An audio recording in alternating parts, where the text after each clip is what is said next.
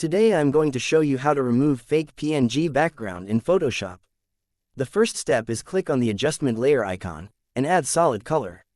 In the color picker, choose any color. Then click OK. Press Ctrl J to duplicate the layer. Then move the background copy, above color fill layer.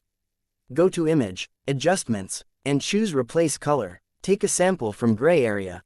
Make the lightness +100. Drag the fuzziness slider to the right, for better selection.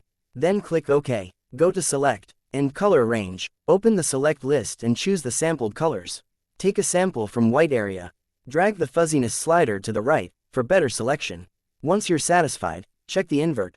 Then click OK. When the selection loads, you can click the mask icon to remove the background. Double-click on the fill layer's color swatch. In the color picker, you can choose whatever color you like. And that's it. Hope you liked it.